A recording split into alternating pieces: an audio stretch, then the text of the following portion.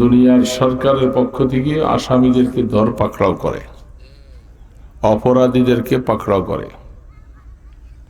মানুষ কি দুনিয়াতে জন্ম দেওয়ার পরে 15 বছর বয়সের থেকে নিয়ে তার পাকড়াও শুরু হয়ে যায়। তার মানে আমলনামা চালু হয় কয় বছরে? এটা আল্লাহ পাকের এক নির্দেশ। 15 বছর থেকে আমলনামা চালু হয়। কি করেছি, কেন করেছি, কি করি নাই, কেন করি নাই, এগুলির সব কিছু হিসাবে চলে আসে। হিসাব কারা নেয়? কিরামান কাতিবিনা ইয়ালামুনা মা তাফআলুন। দুইজন সম্মানিত ফেরেশতা তুমি যা কিছু করতেছো সবকিছু লিখে ফেলে। তাহলে ওই বয়স থেকে নিয়ে লেখা শুরু হয়েছে। এখনকার এই হায়াত পর্যন্ত প্রত্যেকটা দিন যতক্ষণ ঘুমিয়ে থাকি এই সময়টা কলম বন্ধ। কারণ ঘুমের মধ্যে কোনো সওয়াবও করি না, গুনাহও করি না। হ্যাঁ, সওয়াব হয় যদি ঘুমটা সুন্নত তরিকা মতো যাওয়া যায়। ইমানদারের ঘুম সুন্নত তরিকা মতো যদি হয় তাহলে তখন থেকেও নেক লেখা থাকে। কি লেখে? এই জন্য ওই সময় থেকে আমাদের আমলনামা চালু। এখন পর্যন্ত দৈনিক আমলনামা চলছে। এর মধ্যে বুঝার বিষয়, নেকের সংখ্যা বেশি না গুনার সংখ্যা বেশি, এটা আমারটা আমি বুঝতেছি, আপনারটা সাহেবুল বাইতে আদরা বিমাফি, ঘরওয়ালা জানে তার ঘরে কি কি জিনিস আছে। আমরা যে লম্বা একটা হায়াত কাটালাম, জীবনের 50-60 বছর অতিবাহিত করে দিলাম, এখন এই সময়ের ভিতরে আমার নেক কতটুকু হয়েছে, গুনাহ কতটুকু হয়েছে, হিসাবটা তো আল্লাহ পাকের কাছে দেওয়া লাগবে। কি বলেন? হিসাব দেওয়া লাগবে না? যা মনে চায় তাই করলে চলবে না। অনেক সময় অপরাধ করে, রাস্তায় ঘাটে। এই যে কয়েকদিন আগে আমার গাড়িটা অ্যাক্সিডেন্ট হয়েছে, পিছনে রাত্রে 2টা-2:30 বাজে পিছন থেকে একটা ট্রাক এসে মেরে দিয়েছে। তো আল্লাহ পাক হায়াতে বাঁচিয়ে রাখছেন, গাড়ির ক্ষতি হয়েছে অনেক টাকা, পিছনের ডালাটা বাতিল। তাদেরকে তাদের কাগজপত্র নিয়ে আসছি, এরা আসছে, আইসা কয় হুজুর আমরাও, এই ড্রাইভারও গরিব মানুষ, কিছু দিতে পারতেছি না, আমরা পারবো না। এই অনেক পেশাল পাইরা আমার গাড়ির খরচ হইতেছে, মিস্ত্রি দেখাইছি 1 লাখ টাকা, সে 10,000 টাকা। তো কান্দা কাটা করিয়া পার পাইয়া গেছে। যা, আল্লাহ পাক ব্যবস্থা করবে। এই কথাটা আমি কেন বলছি, ওই বেটা তো এসে কান্নাকাটা করছে, মাপ পাইয়া গেছে। যা, কিয়ামতের ময়দানে আল্লাহ পাকের কাছে যখন আল্লাহ বলবে, তোকে আমি একটা লম্বা হায়াত দিছিলাম, হায়াতটা তুই কোথায় ব্যয় করছস, এই কথাটা যখন বলবে, আল্লাহ আমি বুঝি নাই, এমনি করছি, ওই দিন এই কথা বললে কাজ হবে না। হ্যাঁ, এটা বুঝতে হবে এখানে। এখন হায়াতে যতদিন থাকি, মৌতের দুয়ারে যাওয়ার আগ পর্যন্ত, এখন যদি এটা বুঝে আসে যে আল্লাহ বুঝি নাই, ভুল করছি, ক্ষমার একটা ব্যবস্থা হবে। কিন্তু কবরে চলে যাওয়ার পরে কিয়ামতের ময়দানে যে বলি আল্লাহ বুঝি নাই, তুই বুঝলি না, তোকে অনেক কিছু বুঝানো হয়েছে না, এই জন্য ওই সময় পার পাওয়া যাবে না। এই কথাটা আল্লাহ সুবহানাহু ওয়া তাআলা কোরআনে অনেক জায়গায় বলছে। দুনিয়াটা ছেলেবেলাদের খেলতামশার মতো। ওই যে দেখেন না, পোলাপান এখানে ওয়াজ চলতেছে, ওলামাই কারাম বসা, নেককার দিনদাররা বসা, ওদের কাছে এগুলোর কোনো ব্যথা আছে? ওরা পাগলের মতো কি বলে না বলে। আল্লাহ পাক এটাই বলছে, দুনিয়াটা শুধু ছেলেবেলাদের খেলতামশার মতো। ওয়ামাল হায়াতুদ দুনিয়া ইল্লা লাইবু ওয়া লাহাব ওয়া ইন্নাদ দারাল আখিরাতা লাহিয়াল হায়াওয়ান। আসল হায়াত তো আখিরাতের হায়াত। দুনিয়ার ছেলেপেলেদের খেলতামশা, খেলতেছে, ধমক দিছে, গেছে আর দিকে। তোমরা তোমাদের হায়াতটাকে ছেলেবেলার খেলের মতো বানাইও না। এই নির্দেশ করেছেন কে? আমরা যদি না বুঝি, ক্ষতি আমাদের, কষ্ট হবে আমার, শাস্তি ভোগ করবো আমি, আল্লাহ পাকের তো কোনো ক্ষতি নেই। এখন এই কথাটা মানুষ আমরা বুঝি না, না বুঝার কারণে অনেক ক্ষতি হচ্ছে। এই যে দেখেন আল্লাহ পাকের কি এক মহিমা। আজকা 12 তারিখ নাকি, আগামীকাল 13 তারিখ, 14 তারিখে শবে বরাত, জুমাও, দুইটা একসাথে না? দিনে জুমা, রাত্রি শবে বরাত। 14 তারিখে একটা আকাম হয় আমাদের দেশে, ফেব্রুয়ারি 14 তারিখে। এটাকে ভালোবাসা দিবস বলে, বলে নাউজুবিল্লাহ। যুবক যুবতীরা এই দিনটাকে এইভাবে করে, এই রাত্রটাকে তারা দিনটাকে কাটায়। ফুলের বাজার অভাব হয়ে যায়, এক বন্ধু আর বান্ধবীকে ফুল দেয়, বান্ধবী বান্ধবীকে ফুল দেয়, ভালোবাসা দিবস এটা বলা হয়। শরীয়তে এটা নাজায়েজ। ভালোবাসা দিবস আবার এই আকাম, নাফরমানি, গুনার কাজ করার জন্য এই দিনটাকে তারা, ইহুদি, নাসারা, খ্রিস্টান, বৌদ্ধ, কাফের, মুশরিকেরা এই দিনটার নাম দিছে ভালোবাসা দিবস। এই দিনটা পড়ছে এই যে 14 ফেব্রুয়ারি। এই দিনের মধ্যে আল্লাহ পবিত্র জুমার দিনও দিছে, রাত্রির শবে বরাতও দিছে, আবার এই দিনটার মধ্যে নাফরমানেরা ভালোবাসা দিবসও পালন করে।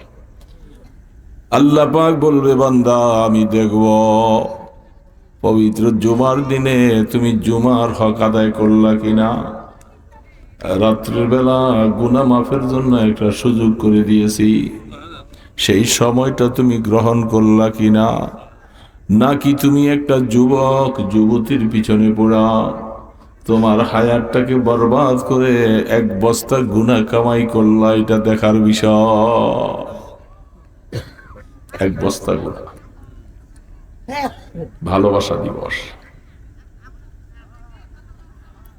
আল্লাহু আকবার। ভালোবাসার কতগুলি ক্ষেত্র আছে।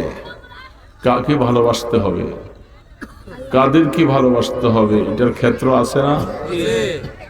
সবচেয়ে বেশি ভালোবাসতে হবে আল্লাহকে। কাকে? আল্লাহকে। আমাদের মাওলানা নজির সাহেব হুজুরও আসছে, হুজুর আইসা পড়বে, আমি কিছু কথা বলার পরে হুজুর আসবে। সবচেয়ে বেশি ভালোবাসবো আল্লাহকে, ভালোবাসবো আল্লাহর জন্যই সমস্ত ভালোবাসা। মান আহাব্বা লিল্লাহ, যে ভালোবাসার সমস্ত কাজ, দুনিয়ার যা কিছু কাজ করবো এটা আল্লাহ পাকের ভালোবাসার উদ্দেশ্যে। আমার ছোট বাচ্চাকে, সন্তানকে আমি ভালোবাসবো, চুমা দিব, আদর করবো, কোলে নিব, এটা আল্লাহ পাকের নির্দেশ, আল্লাহকে সন্তুষ্টি করার জন্য, নিজের গরজে না। দেখেন মসজিদে নববীতে রহমতে দো আলম আপনার আমার নবী মুহাম্মদুর রাসূলুল্লাহ সাল্লাল্লাহু আলাইহি ওয়াসাল্লাম, তিনি খুতবা পড়তে দাঁড়াইছে জুমার। আল্লাহ রসুলের একটা নাতনি হযরত যায়েনব রাদিয়াল্লাহু তাআলা আনহার মেয়ে হযরত উমামা রাদিয়াল্লাহু তাআলা, ছোট বাচ্চা। ইমাম হুসাইন রাদিয়াল্লাহু তাআলা আনহু আরেক মেয়ের ঘরের নাতি। তো ঘরের থেকে জুমার দিনে আসে, আস্তে আস্তে ভালো করে হাঁটতে পারে না, ছোট বাচ্চা। আসে কোন দিকে? ওই নানার কাছে যাবে, নানা মিম্বরে পড়ে যায়, আবার উঠে। আল্লাহ রসুল মিম্বর থেকে খুতবা পড়তেন, নজর করে দেখতেছে ছোট বাচ্চা আসতেছে আমার কাছে। রসুল খুতবা বন্ধ করে নামছেন, নাইমা এই নাতনি নাতিনকে কোলে করে আদর করে কাছে এনে বসাইছে। এই কাজটা কার জন্য করছেন? আল্লাহর জন্য। কার জন্য? আল্লাহর জন্য। আল্লাহু কারণ আল্লাহ রসুল হাদিসে বলছেন, আল্লাহ পাক আমাকে জানিয়ে দিছেন, ছোট বাচ্চাদেরকে যারা আদর করতে পারে না তারা আমার উম্মত না, যারা বড়দেরকে সম্মান করে না তারা আমার উম্মত না। এই জন্য ছোট বাচ্চারা আসে, আপনার হোক, আপন হোক আর পর হোক, তাকে আদর করা, এটা রসুলের আদর্শ। তাহলে এই ভালোবাসাটা কার জন্য? মান আহাব্বা লিল্লাহ, আল্লাহর জন্য। দুনিয়ার কোনো গরজ নেই। কাউকে আমি কিছু দিব, আল্লাহর জন্য। কোনো কাউকে আমি দিব না, নিষেধ করব, তাকে এটা দেওয়া যাবে না, অর্থাৎ সে অনুপযুক্ত, তার কার্যকলাপ খারাপ, সেই অর্থটা নিয়ে গুনার কাজের মধ্যে লাগাবে বিভিন্ন অবস্থায়, তখন আমি তাকে দিচ্ছি না। এই না দেওয়াটাও কার জন্য? হযরত ওমর ফারুক রাদিয়াল্লাহু তাআলা আনহু, তিনি বসে আছেন,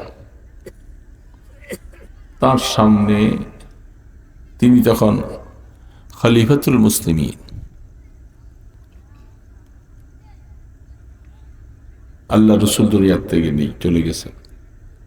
তিনি তার খেলাফত কালে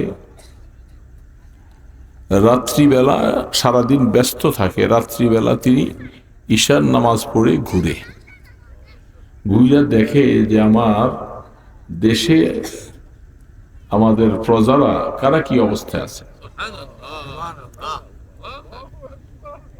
তিনি ঘুরলেন, একটা জুফরির মতো একটা ঘর, সেই ঘরের কাছে যাইয়া নজর কান পাতে শুনতেছে, বাচ্চারা কাঁদতেছে, ছোট ছোট বাচ্চারা কান্দে। তিনি যে আওয়াজ দিলেন, এই ঘরের মধ্যে কে? একজন মহিলা আওয়াজ দিছেন, আপনি কে? বলে, আমি একজন মুসাফির। আপনি এই রাত্রে আমার খবর নিতে আসছেন? আমি একজন বিধবা মহিলা, আমার স্বামী নাই, এই বাচ্চাগুলি এতিম, এদের খাবারের কোনো ব্যবস্থা নাই করে, এই বাচ্চাগুলি খাবারের জন্য কাঁদতেছে। তো শুনছিলাম দেশের প্রধানমন্ত্রী খলিফা, সে নাকি দেশের সমস্ত প্রজাদের খবর নেয়, আমার খবর নিল না, আমি আল্লাহর কাছে এই ব্যাপারে বিচার দিব।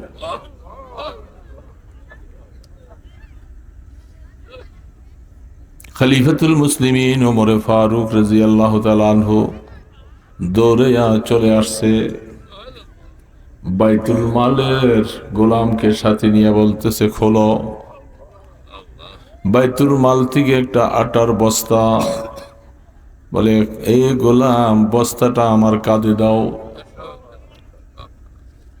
গোলাম বলতেছে, আপনি একজন রাষ্ট্রপতি, আপনি কি বলতেছেন আটার বস্তাটা আপনার কাঁধে দেওয়ার জন্য? আমি আছি না। বলে, না, আমার কাঁধে দাও।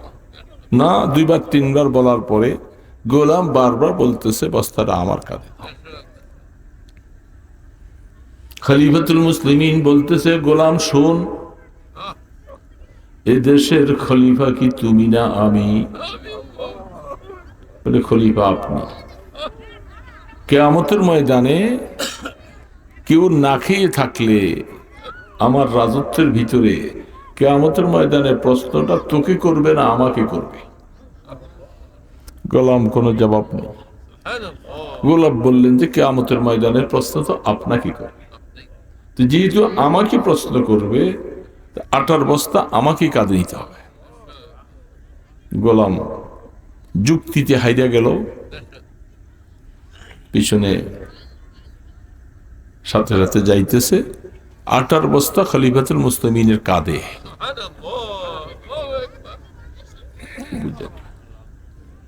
বুঝা নিবেন না, খলিফাতুল মুসলিমিন মানে প্রধানমন্ত্রী, রাষ্ট্রপ্রধান। এতিম বাচ্চাদের কান্নার কারণে আটার বস্তা কাঁধে নিয়ে রওনা। যে বস্তা ফেলাইছে, গোলামকে বলতেছে তাড়াতাড়ি চুলা জ্বালাও, রুটি বানাও, আমি বসে আছি, আমি তোমার সাথে সহযোগিতা করব। এই বাচ্চাগুলাকে কান্না শুনছি তো, আমি তাদের মুখে হাসি দেখে যেতে চাই, তাদের খানা পাকায় খাওয়াইছে। ওই মহিলা বলতেছে, আসলে ওমরে ফারুককে খলিফা না বানাইয়া আপনার মতো মুসাফির কি খলিফা বানানো দরকার।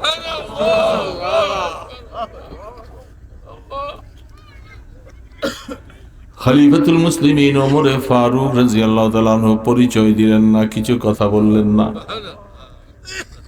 আমরা তো এমন সময়ের মধ্যে, বাবা আরে আমার চিনো নাই, আমি তো অমুক, আমি ওই চেয়ারম্যান, ওই মেম্বার, ওই টিনু, অমুক সমক, হ্যাঁ আমার চিনো নাই, হনো চিন্তা রাখো। সব কথা গোপন। কার জন্য? কার জন্য? বলে তুমি আগামীকাল খলিফাতুল মুসলিমিনের দরবারে যাইও। মহিলা বোরকা পরিহিতা, বাচ্চা রেখে জয়াসী দরবারের মধ্যে যে নজর করে দেখে যে আরে রাত্রি যে লোকটা মুসাফির নামে পরিচয় দিয়েছিলেন তিনি দেখি ওমরে ফারুক।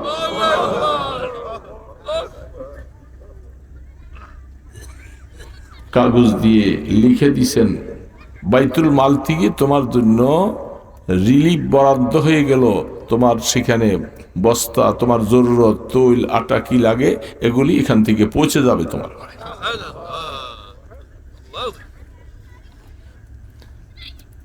এরা এই কাজটা কেন করলো? আল্লাহর ভয়ে করছেন আর আল্লাহর সন্তুষ্টি অর্জনের জন্য করেছেন। কিতাবের মধ্যে লিখি, কেউ যদি রাষ্ট্রপ্রধান হতে চাও, চেয়ারম্যান, মেম্বার, এমপি, মন্ত্রী যদি হতে চাও, তোমার দেশে তোমার ক্ষমতার ভিতরে একটা কুকুর পর্যন্ত যদি না খেয়ে যদি মারা যায়, কিয়ামতের ময়দানে তুমি নামাজি হও, তুমি রোজাদার হও, যা কিছু করো, এই যে মানুষের হক নষ্ট করেছ, এর জন্য তোমাকে জাহান্নামে যাওয়া লাগবে। তারপরে ইমানের বদলে হয়তো একদিন মাপ পাইবা, কিন্তু এই জনগণের হক আদায় করো নাই, এতিমের হক আদায় করো নাই। হাদিস শরীফের মধ্যে আল্লাহ রসুল বলেন, স্পষ্ট হাদিস আসছে, কোন একটা লাশ জানাজার জন্য আসছে, ফাউতিয়া বিজানাজাতি, রাসূল জিজ্ঞাসা করছে আলাহু দাইনুন, এই লোকটা কোন ঋণগ্রস্ত কিনা? উত্তর দিল না, তিনি ঋণগ্রস্ত না, তার জানাজ দিলেন। আরেকজন আসলো, তার ব্যাপারে জিজ্ঞাসা করা হলো, তার ব্যাপারে বলা হয়েছে সালাসাতু দানানির, সে 3টা দিনার ঋণগ্রস্ত এবং 3টা দিনার শোধ করার মতো তার টাকাও আছে। ফাসাল্লা আলাইহি, আল্লাহ রসুল তার নামাজে জানাজা পড়লেন। 3 নম্বরে আরেকটা লাশ আসছে, জিজ্ঞাসা করলেন আলাহু দাইনুন, সে কি ঋণগ্রস্ত কিনা? বললেন সে ঋণগ্রস্ত, ঋণ শোধ করার তৌফিক আছে কিনা? বলে নাই। রাসূল বললেন সাল্লু আলা আখি, প্রথম বললেন যে তোমরা তোমাদের ভাইয়ের জানাজা পড়ো, আমি পড়বো না। সাহাবায়ে কেরাম বলেন, রসুল জানাজা পড়বে না, আমরা পড়বো, এটা তো হতে পারে না। কি ব্যাপার? বলে সেই ঋণগ্রস্ত। কারণ ঋণের বোঝা নিয়ে কবরে যেতে রসুল নিষেধ করেছেন। বিশাল নামাজের সওয়াব, জাকাতের সওয়াব, হজের সওয়াব, তসবিহ তাহলিলের সওয়াব, যা কিছু তুমি অর্জন করেছ, কিয়ামতের ময়দানে পাওনাদার যখন তোমার সামনে আসবে, সেদিন টাকা নাই, পয়সা নাই, দিনার নাই, দিরহাম নাই, তখন এই টাকার বিনিময়ে কতটুকু সওয়াব দরকার, তোমার আমলনামা থেকে সওয়াবগুলি কাটতে থাকবে, আর ওর আমলনামায় যোগ হবে, হতে হতে এই আমার উম্মত মনে রাখো, নেকের বোঝা নিয়ে যাইবা, সব শেষ হয়ে যাবে, পাওনাদার এখনো শেষ হবে না। তখন তার গুনাহগুলি তার আমলনামায় আসবে, হতে হতে ওই লোকটা জান্নাতি হবে, আর তুমি নেকের বোঝা নিয়ে জাহান্নামে যাইবা। এই জন্য আল্লাহ রসুল বলেন, উম্মত কবরে যাওয়ার আগে মানুষের দেনা পরিশোধ করে আসবা। ঋণগ্রস্ত অবস্থায় দুনিয়ার থেকে আইসো না, অথবা ঋণ পরিশোধ করার ব্যবস্থা করে আসবা, নতুবা ঋণওয়ালার কাছে মাপ চাই আসবা। এই দুই রাস্তার কোনো রাস্তা ছাড়া তুমি কবরে আইসো না, ভয়াবহ অবস্থা হবে। এই জন্য রসুল জিজ্ঞাসা করেছে তার সেই ঋণগ্রস্ত কিনা। সাহাবায়ে কেরাম বললেন, হ্যাঁ ঋণগ্রস্ত, তোমরা নামাজ পড়ো। সাহাবায়ে কেরাম দেখলেন 3টা দিনার ঋণগ্রস্ত শোধ করার মতো ব্যবস্থা নাই। আল্লাহ রসুল তখন বললেন, এই কথা বলার পরে সাহাবায়ে কেরামের পক্ষ থেকে কয়েকজনের দাঁড়িয়ে গেলেন, ইয়া রাসূলুল্লাহ, দাইনুহু আলাইয়া, তার ঋণটা আমরা শোধ করে দিব, আপনি নামাজে জানাজা পড়ুন। ঋণ শোধ হইল, নামাজে জানাজা। তারপর আরেকটা লাশ আসলো, আল্লাহ রসুল বলতেছে তার ঋণ আছে কিনা? বলে হ্যাঁ, ঋণগ্রস্ত, অভাবী, ঋণ দেওয়ার মতো শোধ নাই, ছোট বাচ্চা, এগুলি সব এতিম অবস্থায়, দুনিয়ার থেকে বাবা চলে যাচ্ছে, তাদের ভরণ পোষণের কোনো ব্যবস্থা নাই। তখন আল্লাহ রসুল বলেন, মান তারাকা যাইয়ান, যে ব্যক্তি এমন অবস্থায় দুনিয়ার থেকে যাবে, ঋণ শোধ করার ব্যবস্থাও নাই, বাল বাচ্চার খাওয়ানোর কোনো ব্যবস্থা নাই, এরকম যদি সে রাইখা যায়, রসুল জানাজাটা সামনে রেখা নিজের কাঁধের উপরে হাত দিয়া বলে, ওয়াদাইনুহু আলাইয়া, এই লোকটার ঋণ এবং তাদের বাচ্চাগুলির ভরণ পোষণের দায়িত্ব আমি নবীর কাঁধে। কারণ আমি রাষ্ট্রপতি,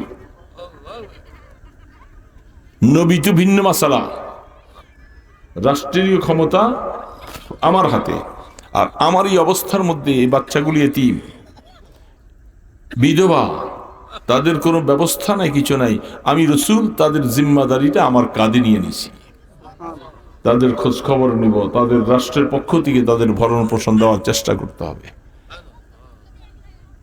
এগুলির নাম হলো মানুষের হক আদায় করা, দেশের গরিব অনাথ যারা আছে তাদের খোঁজ খবর নেওয়া। দোস্ত, আমরা এখন এমন এক যুগে আইসা পড়ছি, আমাদের রাষ্ট্রপ্রধানরা, ডিসিএসপি, এমপিরা, তারা জনগণের অর্থ আত্মসাৎ করে, মানুষের কোটি কোটি টাকা তারা আত্মসাৎ করে নিজেরা বড়লোক হইতেছে, বিদেশে নিয়ে টাকাগুলি সব আত্মসাৎ করে রাখে, বাড়ি গাড়ি বানাইতেছে, আর এই দেশে মানুষ না খেয়ে মরে। তুমি 1000 বার যদি হজ করো, বৎসরে বৎসরে ওমরা যাও, খোদার কসম তোমার ওমরা আর হজের সওয়াব কোনোটাই কাজে আসবে না। রাষ্ট্রের সম্পদ, জনগণের হক নষ্ট করেছ, এই কারণে তোমাকে হ্যান্ডকাপ লাগাইয়া জাহান্নামে নিয়ে যাবে।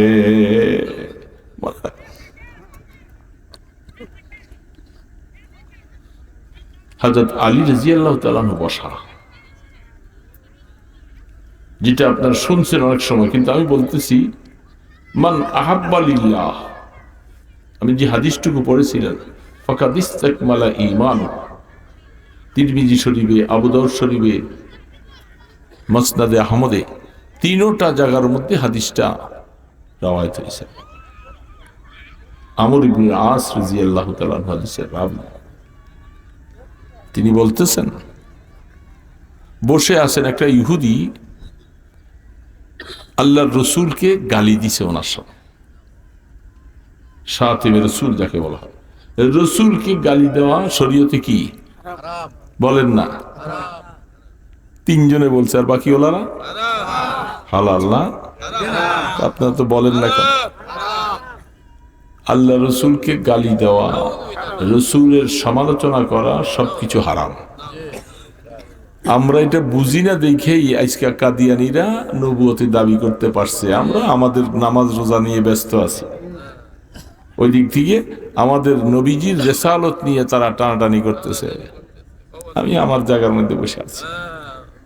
জবাব দেওয়া লাগবে মুসলমান। শুধু কেবল নামাজ পড়লেই বেহেশতে যাওয়া যাবে না, মাসালা অনেক আছে। আকায়েদ, ইবাদত, মুআমালাত, মুআশারাত, আখলাক, এই ইসলামের মধ্যে 5টা জিনিস মানতে হবে, তাহলে হবে মুসলমান, তার আগে না। দেখো আমি ওই দিকে গেলাম না এখন। আমার আকীদা সহিহ হতে হবে। রসুল শেষ নবী, রসুলের পরে কোনো নবী নাই। যারা নবুয়তির দাবি করবে আমরা তাদেরকেও কাফের বলি, এবং যারা তাদেরকে কাফের মানে না তারাও কাফের। তিনি আমাদের নবী সর্বশেষ নবী। দেখেন না আমাদের দেশে এই কাদিয়ানি ফিতনা নিয়ে কত আন্দোলন, কত কিছু হচ্ছে। পাকিস্তানের 10,000-এর উপরে মানুষ শহীদ হয়ে গেছে কাদিয়ানীদেরকে অমুসলমান ঘোষণা করতে যায়। রসুলের রিসালাত নিয়া এটা যদি কেউ না মানে তাহলে সে মুসলমানে থাকবে না। আর এটার জন্য যদি মাথায় ব্যথাও নাই, কানে শুনছে তার কোনো ব্যথাও নাই, তাহলে সে মুসলমান থাকবে না। হাদিসের মধ্যে কিতাবুল জিহাদে অনেক লম্বা লম্বা কথা আছে বুখারী শরীফে। তো রসুলকে গালি দিছে, উইটা তাকে ধইরা 2টা পল্টি দিয়া তারা বলছে যে ইহুদির বাচ্চা, তোরা এখনই শেষ করে ফেল। আমার রসুলকে গালি দিবি তুই আমার সামনে, এটা আমি সহ্য করবো? সে কাবুতে চলে গেছে। মুহূর্তের ভিতরে সে পলিসি বাইর করে হযরতে আলী রাদিয়াল্লাহু তাআলা আনহুর মুখের মধ্যে থুতু দিলেন। সাথে সাথে তিনি তাকে ছেড়ে দিয়েছে। সবাই বলতেছে, এত সুন্দরভাবে ইহুদিকে কাবুতে পাইয়া সুযোগও পাইছ, হত্যার উসিলাও পাইছ, ছেড়ে দিলে তাকে? বলে তাকে এতক্ষণ যে আমি হত্যা করতে চাইছি একমাত্র রসুল, আল্লাহ এবং রসুলের মহব্বতে। যেহেতু রসুলকে গালি দিছে, এটা আমার ইমান হিসাবে আমি কোনদিন সহ্য করতে পারি না। আর এখন সে আমার মুখের মধ্যে থুতু দিয়েছে, এখন তার ওইটা চলে যাইয়া আমার তার উপরে ভিন্ন গোস্বা চলে আসছে, আমার উপরে থুতু মেললি। এই জন্য এখন যদি তাকে মারি আমি গুনাহগার হব, সওয়াব পাবো না। কারণ তার সাথে এখন আমার এই দুশ্মনী, এটাও আল্লাহর জন্য। দুশ্মন হিসাবে তাকে মারতে গেছি, আল্লাহর জন্য করতে গেছি। এই জন্য যখন সে আমাকে এখন নিজের জন্য কিছু করব, কাউকে হত্যা করব, এটার বিচার কঠিন হবে। এটা সওয়াব তো দূরের কথা, উল্টা আরো হত্যার গুনাহ হবে। শরীয়ত বুঝতেছেন অবস্থাটা? শুধু আমরা কি অবস্থায় আছি। হযরত ওমর ফারুক রাদিয়াল্লাহু তাআলা আনহু তিনি দেখেন, আমি আয়াত এখনো পড়ছি, ওটার কিছু কথা বলি নাই, হুজুর আসলেই ছেড়ে দেব। খলিফাতুল মুসলিমিন ওমর ফারুক রাদিয়াল্লাহু তাআলা আনহু, বুঝতেছেন তো খলিফাতুল মুসলিমিন, যাকে সমস্ত বড় বড় কাফের মুশরিকরা লোকেরা, ওনার কোনো সিংহাসন নাই, কোনো কুরসি নাই, এই খেজুর গাছের নিচে শুয়ে থাকে মাথার নিচে হাত দিয়া। ওরা দেখতে এসে দূরে থেকে তোমাদের খলিফা, তোমাদের রাষ্ট্রপ্রধান কই, ওই যে দেখো খেজুর গাছের নিচে শুয়ে রয়েছে, মাথার নিচে হাত দিয়া, সে নজর দিয়া তো দূরের থেকে যেন কাঁপতেছে। ওয়ানজালা আলাইহিমুর রুব মাসিরাতা শাহর, বুখারীতে রওয়ায়াত আসছে।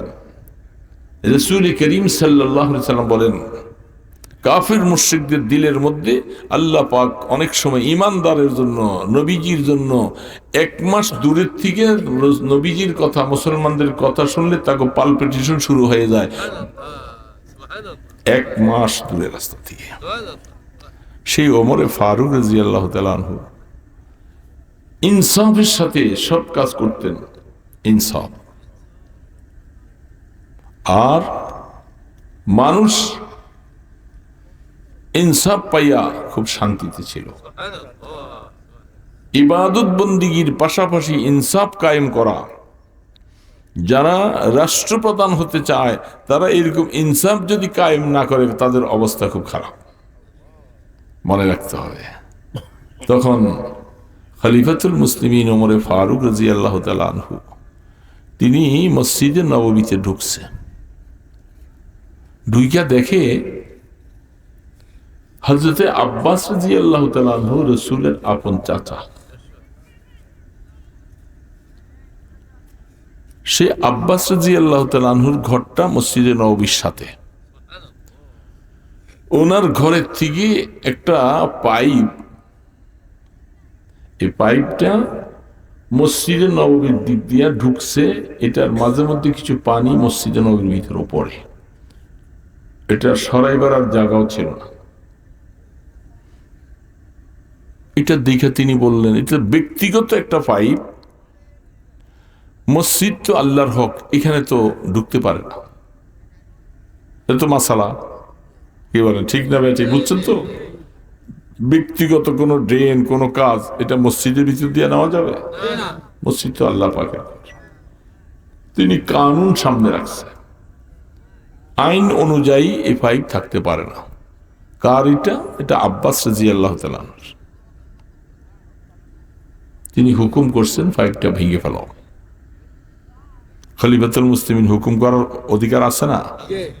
পাইপটা ভাঙ, পাইপটা ভাঙছেন।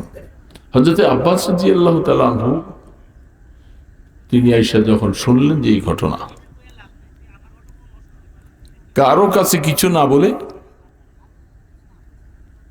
সরাসরি খলিফাতুল মুসলিমিনের কাছে গেছে, যাইয়া ওনার সামনে দরবারে বলতেছেন, খলিফাতুল মুসলিমিন ওমর, পাইপটা ভাঙার জন্য হুকুম আপনি করছেন? বলে, আপনি কি জানেন যে এই পাইপটা কার হুকুমে লাগাইছি, কার জমানায় লাগাইছি, আপনি কি এটা জানেন? বলে, না, আমি তো জানি না। এটা যখন লাগাই আল্লাহ রসুলের সামনে লাগাইছি, রসুল নিজে দেখছেন, আমাকে নিষেধ করেন নাই।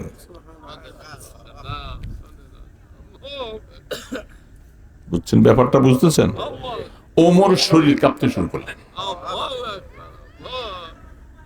যখন শুনছেন যে রসুলের সামনে লাগানো হয়েছে, রসুল নিষেধ করেন নাই, তাহলে রসুলের ইজাজত আছে, সেটার উপরে হাত দেওয়ার ক্ষমতা আমার ওমর কেন কিয়ামত পর্যন্ত কোনো মানুষের নেই।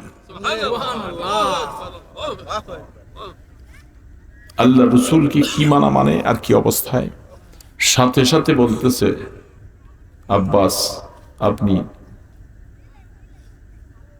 আসেন, আমি হুকুম দিয়া পাইপটা ভাঙাইছি, তো আপনি আসেন, পাইপটা সাথে নিয়া আমি সেইখানে চঙ্গার মতো এইভাবে দাঁড়াবো, আপনি আমার কাঁধের মধ্যে পা রাইখা পাইপটা লাগাইবেন।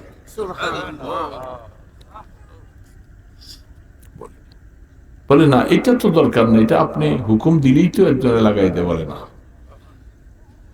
আব্বাস রাদিয়াল্লাহু তাআলা আনহু কয়েকবার বলছেন, হযরত ওমর বলতেছে এটা মানা যাবে না, কারণ যেই ভুলটা আমি করেছি এটা আল্লাহর পয়গম্বরের হুকুমের উপরে ভুল হয়েছে। আমি যদি জানতাম আল্লাহর রসুল হুকুম দিয়ে করেছেন, কারো ক্ষমতা নাই এর উপরে হাত লাগাইতে পারে।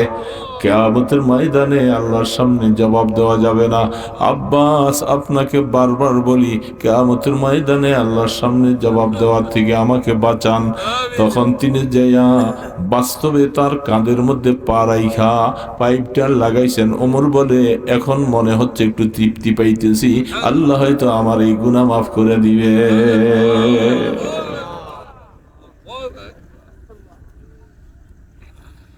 من أحب لله وأعطى لله وأبغض لله ومنع لله। চারটা কাউকে দিব না সেটাও আল্লাহর জন্য, আবার দিতে যখন রাজি হয়েছি সেটাও আল্লাহর জন্য। এই ইমানদার মুসলমান, ছোট্ট আয়াতটা পড়েছিলাম, দরসুরো ইয়া আইয়ুহাল্লাযীনা আমানু দুখুলু ফিস-সিলমি কাফা ওয়ালা তাত্তাবিউ খুতুওয়াতিশ শাইতান ইন্নাহু লাকুম আদুউম মুবিন। আল্লাহ পাক বলতেছে, এটা বুঝার কথা, ইমানদারকে বলতেছে। কাকে বলে? ইমানদারকে বলতেছে। কথা বুঝা যাইতেছে তো বাবা? ইমানদার কি বলে যে তুমি মুসলমান হও,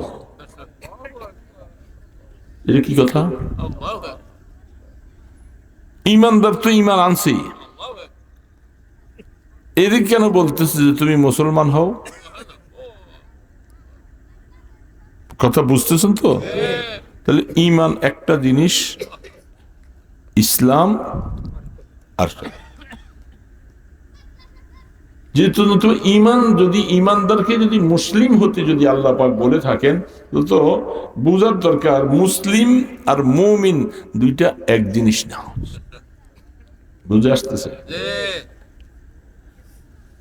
ولا تموتن إلا وأنتم مسلمون। ইমানদার, হে ইমানদাররা, মরবি না, মর কি হইয়া? মুসলিম হইয়া। মুসলিম মুসলিম হইয়া কাকে বলতেছে? ইমানদারকে। ইমানদারকে বলে লা তামুতুন্না ইল্লা ওয়া আনতুম মুসলিমুন। তাহলে মুসলিম আর মুমিন শব্দ কয়টা? ব্যাপার আছে। মুমিন আমরা সবাই, মুসলিম হতে পারি নাই লাখে একজনও মুসলিম হতে পারি নাই। মুসলমান আমরা সবাইকে মুসলমান মুসলমান বলি, আসলে আমরা মুসলিম নয়, আমরা মুমিন। ঈমান আনছি, আল্লাহকে বিশ্বাস করছি, আখিরাত বিশ্বাস করছি, এই তো মুসলিম কাকে বলে?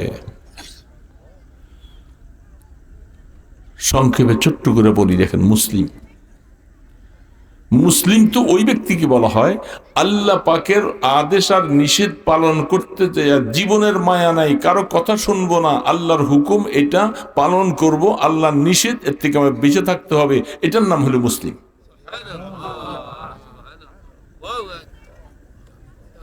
এটা কি পারতেছি আমরা? আল্লাহ পাকের কত আদেশ আমার জন্য।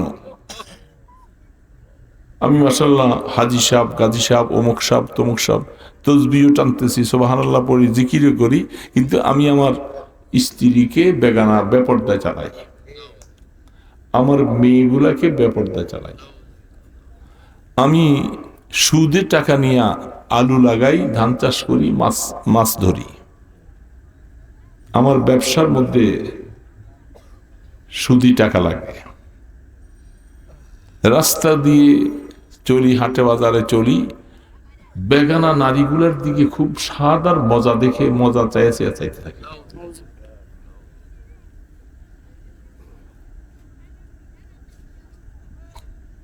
মসজিদ থেকে বাইর হয়ে মিথ্যা ছাড়া আমার ব্যবসা চলে না। এখন এইরকম কাজগুলি আমি নামাজি, আমি হজও করছি কয়েকবার, ওমরাও করতেছি, আর সেই সমস্ত লোকগুলি এদেরকে বলে ঈমানদার। তুমি ঈমান আনছো এটুকু আছো, কিন্তু মুসলিম হতে পারো নাই। কারণ মুসলিম হলে মা আতাকুমুর রাসূলু ফাখুযুহু ওয়া মা নাহাকুম আনহু ফান্তাহু। আল্লাহ পাক যা আদেশ করেছে তা সবকিছু পালন করো, আর আল্লাহ পাক যা নিষেধ করেছে নিষেধ থেকে বেঁচে থাকো। এই জন্যই বলতেছিলাম আকীদা সহি করা লাগবে, ইবাদতগুলি সহি করা লাগবে। দেখেন না, রমজান মাস আসতেছে সামনে, রমজান মাসে বাজারের মধ্যে একটা পর্দা দিয়া অনেক মানুষ পানি খায়, পেঁয়াজু খায়, বিড়ি সিগারেট খায়, আছে না নাই? এরা মুমিন না মুসলিম? মুমিন, মুসলিম না, মুসলিম হতে পারেনি। মুসলিম কি আবার রোজা না রাখা পর্দার ভিতরে কিছু খায়? এটা মুসলমানের অভ্যাস না, এটা তো মুসলমান করতে পারে না। মুসলমান কাউকে ধোঁকা দিতে পারে না, মুসলমান কাউকে ঠগাইতে পারে না, মাফে কম দিতে পারে না। কারণ মুসলমান জানে ওয়াইলুল লিল মুতাফফিফিন, জাহান্নামী, ওয়াইল নামক জাহান্নামী হবে যারা যারা ইজাক্তালু, যখন মাপ নিতে মাপ দিতেছ, আও ওয়াজানুহুম ইউখসিরুন, বুঝে নিবার সময় বেশি করে নাও, মানুষকে যখন দিবার সময় কমাইয়া দাও। মনে রাখবা জাহান্নাম তোমার জন্য তৈরি। হে কিন্তু আবার নামাজও পড়ে, কি তাহলে এটা কি মুসলমান হলো? সে ইমানটুকু আসছে, মিটমিট করে যাবে, কচু পাতার পানির মতো, একটু বাতাস আসলে পড়ে যাবে। যারা মুসলিম হতে পারি নাই, মুসলমান বাবা শোনো, ইমানটুকু আছে, এই কারণে আল্লাহ পাক দুনিয়ার থেকে যদি তওবা করে ক্ষমা দিতে না পারি, তাহলে জাহান্নামে পাঠাইয়া দিবে। দীর্ঘ বৎসর জাহান্নামে জ্বলতে জ্বলতে জ্বলতে জ্বলতে ওই মিটমিট করে ইমানের উসিলায় আল্লাহ পাক একবার নাজাত দিবে, মাঝখানে জ্বলতে জ্বলতে জীবনটা শেষ হয়ে যাবে। এই নিয়ত কি আমাদের? যে আমরা জাহান্নামে শাস্তি ভোগ করব, তারপরে ইমানের বদৌলতে হয়তো রেহাই পাবো, এমনটা?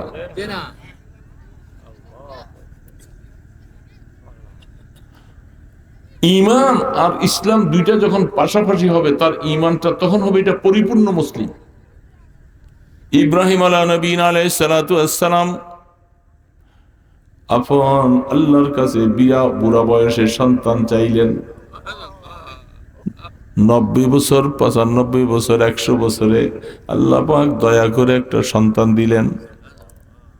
সেই সন্তান নামটা কি বলেন? বলেন সবাই। কারণ আমাদের নবীজির বংশধারা সেখানে। ইসমাইল আলাইহিস সালাম থেকে মাঝখানে আর কোন নবী নেই, আমাদের নবী মুহাম্মদ রাসূলুল্লাহ সাল্লাল্লাহু আলাইহি ওয়াসাল্লাম। আর ইসহাক আলাইহিস সালাম বংশের মধ্যে অনেক নবী গেছে। এই জন্য আমাদের নবীর বংশধারা মিল্লাতা আবিকুম ইব্রাহিম হুয়া সাম্মাকুমুল মুসলিমিন। সুবহানাল্লাহ, আমাদের ধর্মের পিতার নাম ইব্রাহিম। উনি আমাদেরকে কি করে নাম দিছেন? মুসলিম। কি বলে? ওই যে বলছিলাম, আমাদের নামটা কি দিছে? মুসলিম। দেখছেন, মুসলিম। তিনি এই বুড়া বয়সে সন্তানটা পাইছে, পাইয়া আল্লাহ পাক নিয়ে দেখেন, ঘটনা বলতেছি না, কোরআনে সবগুলি ঘটনা আছে। আল্লাহর আদেশে এই মাকে ছোট বাচ্চা দিয়া মক্কা ঘর যেখানে ছিল তখন দেখা যায় গায়রি জি জারইন ইনদা বাইতিকাল মুহাররম, সেইখানে নিয়া রেখে দিচ্ছে। একজন মানুষও নাই, এটা গাছও নাই, একটু পানিও নাই, গায়রি জি জারইন যেটাকে বলা হয়। বলেন তো একটা পাষাণ হৃদয় মানুষকে এরকম কেউ রাখতে পারে জি না। যার মধ্যে একটু সাধারণ মানবতা আছে? পারে না।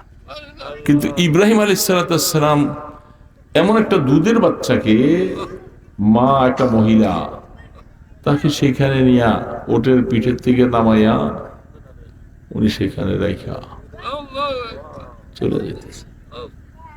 আহ, আশ্চর্য কথা, আমাদেরকে রেখে আপনি কই যান? এইখানে আইনা ফালাই দিয়া না মাইরা বাড়িতে মাইরা ফেলতেন, সেটাই তো ভালো ছিল, তাই না? আমাদেরকে তো জীবনে মারার পথে এইভাবে দিয়া গেলেন। কঠিন সূর্যের তাপ, পিপাসায় এক ঠিল্লা পানি আর কতগুলি খেজুরে কতক্ষণ বাঁচবে? আর এই বাচ্চাটা মার দুধ না থাকলে বাঁচবে কেমন করে? তো আমাদেরকে কত বড় পরীক্ষা! সুবহানাল্লাহ। হযরত হাজর আলাইহিস সালাম একবার বললেন, দুইবার বললেন, আমাদেরকে এই অবস্থায় রেখে যান, আপনাকে আল্লাহ পাক কি আদেশ করেছে কিনা?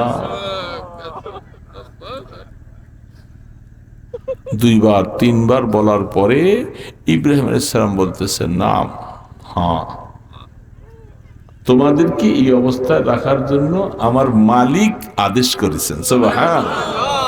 আমি ইচ্ছা করে তোমাদেরকে রাখি। হাজর আলাইহিস সালাম কি বললেন? লাউবালি, কোনো চিন্তা নাই, কোনো পেরেশানি নাই, আপনি যান। লা যায়্যানি, আল্লাহ পাক যে আল্লাহ আদেশ করে আমাদেরকে এখানে রাখতে বলছেন, তিনি আমাদেরকে হালাক করবেন না, হালাক করবেন না। একজন মহিলার ইমানের পাওয়ার দেখছেন? পাওয়ার কথা, তিনি আমাদেরকে হালাক করবেন না। ইব্রাহিম আলাইহিস সালাম ওই দূরে যাইয়া, পাহাড়ের পাদদেশে যাইয়া মায়া কলিজাটা কান্দে, একটু ফিরা ফিরা চায়। এত কিছু করার পরে মাঝখানে অনেক কথা কোরআন বলছেন, অনেক কথা। তাহলে 12 বছর বয়স যখন হলো, মাঝখানে জমজম কূপ হলো, কি হলো কি হলো সবকিছু কোরআন বলছে। এখন এই বাচ্চাটাকে আল্লাহ কি বলতেছেন? এই ইব্রাহিম, তুমি তোমার এই কলিজার টুকরা, এই আকলুতে বেটে একমাত্র ছেলে, এটাকে তুমি আমার জন্য কোরবানি। কার জন্য? এটা কেমন করে মানা? বুঝলাম ইব্রাহিম আলাইহিস সালামকে আল্লাহ পাক স্বপ্নের দ্বারা বলছেন। ছেলে তো 12 বছর বয়স একটা ছেলে, এই ছেলের কাছে বাবা এসে এই কথা বললে ছেলে কেমনে এটা বিশ্বাস করে? ছেলে এটা মাইনে নিবে কেমন করে? إني رأيت في المنام أني أذبحك فانظر ماذا ترى। তুমি কি করবা এই ছেলে? আমি, আমার আল্লাহ আমাকে এইভাবে বলছেন, তুমি কি? ছেলে বলতে পারতো, আপনার আমার বাবাই না, আপনাকে আমি বাবা স্বীকারও করবো না, আমি যেদিকে মনে চাই চলে যাব। বলতে পারে না? আমি আমার জীবন শেষ করে দিব এত কষ্ট করে, হ্যাঁ, আল্লাহ আমাকে দিছে, আমি এই বয়সে আসছি, আপনি আমাদের খবরও নেন নাই, পানি নাই, কিছু নাই। আল্লাহ পাক মেহেরবানি করে আমাদের খাবারের ব্যবস্থা, পানির ব্যবস্থা করলেন, আর আজকে আইসে আপনি বলতেছেন আমারে এই কথা? ছেলে বলতে পারে না?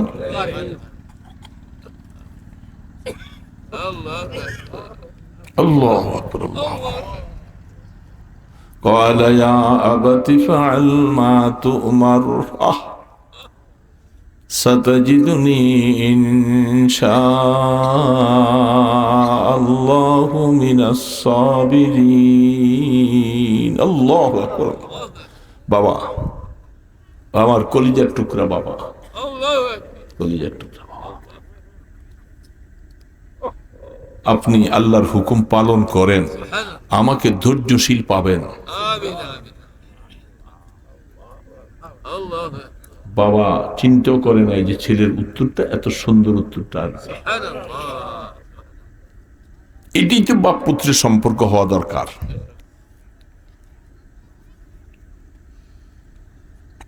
বাস, মাঝখানে সব কথা আমি বাদ দিলাম। তাফসীর ওলারাও অনেক কথা লিখছেন। ছেলেকে নিয়ে গেলেন, ছুরি নিয়ে গেলেন, রশি নিয়ে গেলেন, ছেলেকে বাঁধছে, ছেলেও রাজি, বাবাও রাজি। এখন ছুরি চালাবে, জবাই করবে। এখন জবাই করতে যাইয়া ছুরিটা কেন জানি কাটে না। سبحان الله سبحان الله ছেলে বলতেছে, আব্বা সম্ভবত বাপ পুত্রের একটা মায়ার কারণে আপনার হাতটা, ছুরি আছে কিন্তু হাতটা মনে চলে না। সরাসরি আমাকে এইভাবে না দেখে আপনি চক্ষুটা বাঁধেন, ওয়াতাল্লাহু লিল জাবিন, আর আমাকে কাত করে শোয়ান। এইভাবে উপরের দিকে না, কাত করে শোয়ান। জাবিন মানি এইভাবে কাত করে শোয়ান। ছেলে জবাই হইতেছে, কেন বারবার ছুরি কাটে না? ছেলে বাবাকে পরামর্শ দিতেছে। سبحان الله কত বছর বয়স? 12 বছর বয়সে বাচ্চা। الله أكبر বুঝো, ছোট বাচ্চা আল্লাহর জন্য এইভাবে জীবন উৎসর্গ করে দিয়েছেন। কারণ হুকুম হলো আমার আল্লাহর, আল্লাহর হুকুম আমাকে পালন করতেই হবে। سبحان الله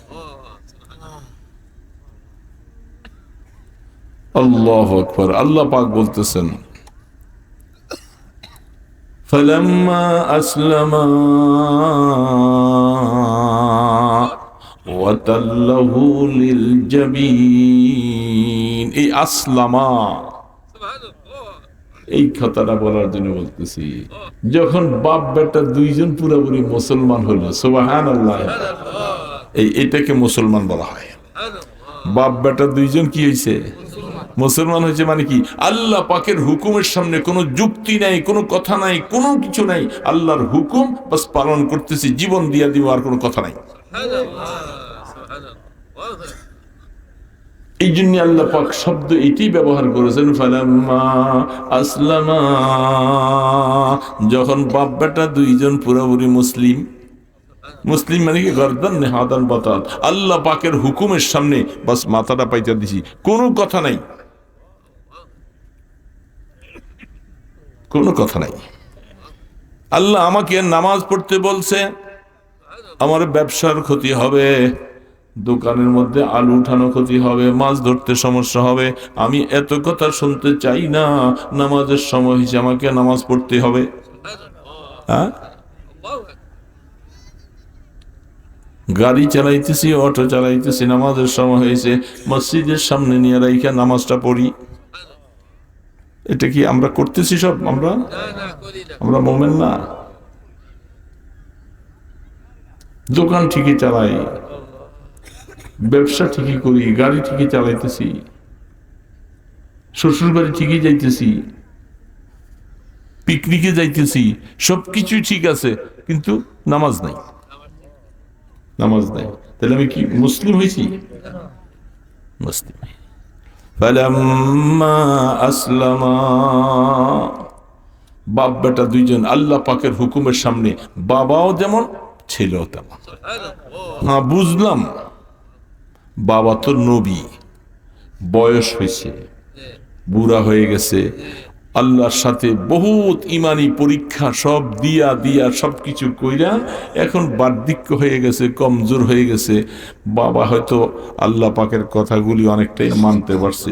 এই 12 বছর, 10 বছর, 11 বছরের বাচ্চা ও কি বুঝবে? سبحان الله الله أكبر ও কি পাইছে?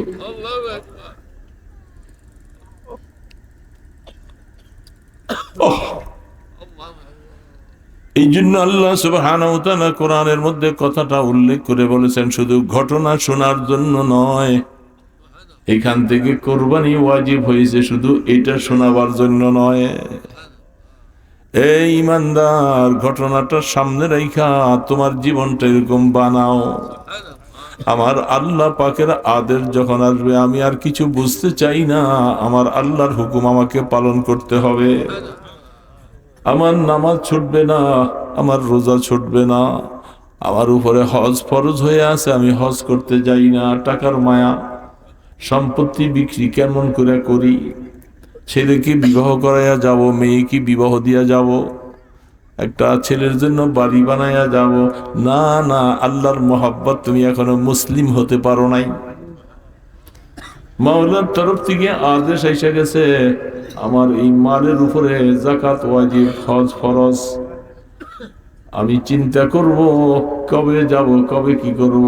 যদি আমার এখানে 1 বিঘা জমিন 2%, 10% বিক্রি করলে আমার টাকা পয়সার অভাব নেই, ঘরের খাওয়া দাওয়ারও অসুবিধা নাই, হজ করে আবার দেশে ফিরে আসা পর্যন্ত অসুবিধা নাই। তোমার উপরে হজ ফরজ হয়ে গেছে, তুমি তো হজে যাও না, কারণ আমার নগদ টাকা নাই। তো জমিন যে আছে, জমিনের উপরে যে হজ ফরজ হয়ে গেছে, এই জমিন যদি 1 ঘন্টা বিক্রি করলে হজের টাকা হয়ে যায়, তোমার ভরণ পোষণের কোনো অসুবিধা নাই, বাস তোমার উপর হজ ফরজ। এরকম আছে না নাই আমাদের দেশে? জমিন ছাড়তে চায় না, 1 ঘন্টা জমিন ছাড়তে চায় না, এত মায়া। কেউ জিজ্ঞেস করলে বলে, কয় যে অনেক কষ্ট করে জমিনগুলি জড়াইছি। বাবা আছে না নাই? তাহলে আমি কি মুসলিম হয়েছি? মুমিন, ঈমান আনছি, শুধু মুসলিম হতে পারিনি।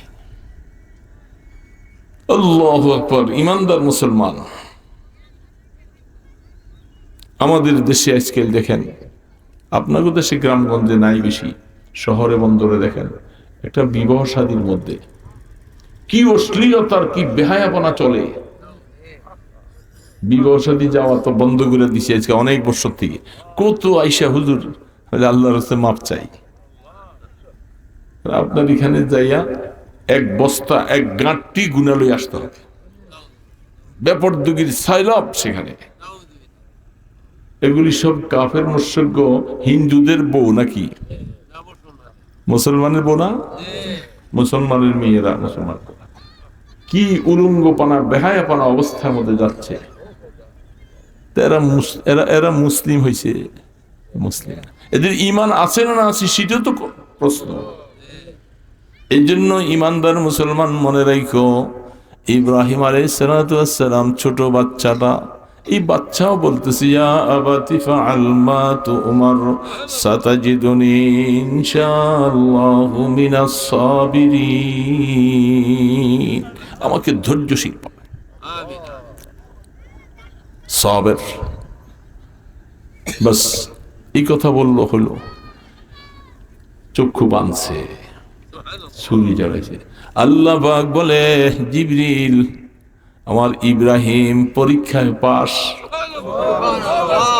আর পরীক্ষা হয়ে গেছে। পরীক্ষা তো নিতে নিতে কত, ওই আগুনের থেকে পরীক্ষা শুরু হয়েছে, মূর্তি ভাঙার থেকে পরীক্ষা শুরু হয়েছে, কত জায়গায় কত পরীক্ষা। হাজরা আলাইহিস সালামকে পাওয়ার আগে ওনার যে প্রথম বিবি ছিল, ভুলে গেছি নামটা, হযরত সারা আলাইহিস সালাম, সেইখানে ওই জালেম বাদশার খপ্পরের থেকে কিভাবে আল্লাহ পাশে আনছে। জায়গায় জায়গায় এইভাবে করে পরীক্ষা সব শেষ করে আমার ইব্রাহিম পরীক্ষায় পাস। জিবরিল, তুমি যাও, জান্নাত থেকে একটা দুম্বা নিয়া,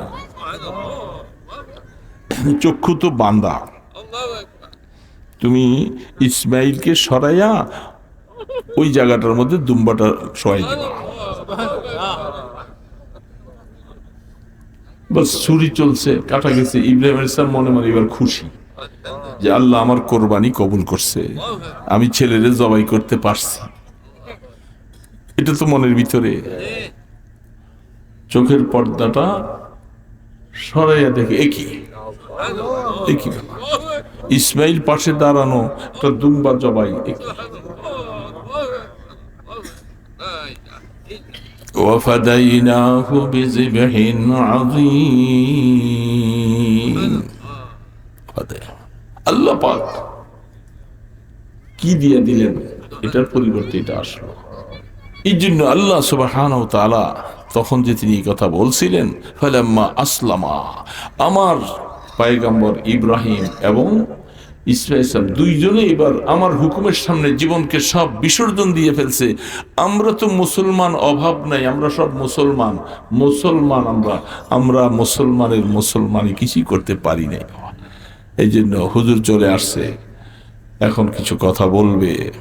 দোস্ত, বন্ধুরা, আসলে আলোচনা করলে তো রাত ধরে শুনবেন, ভাল লাগে, কিন্তু মুসলমান হইতে হবে, হওয়া লাগবে না, মুসলিম হইতে হবে। মুসলমান না হলে প্রশ্ন জবাব দিতে হবে কিয়ামতের মাঠে আল্লাহর সামনে।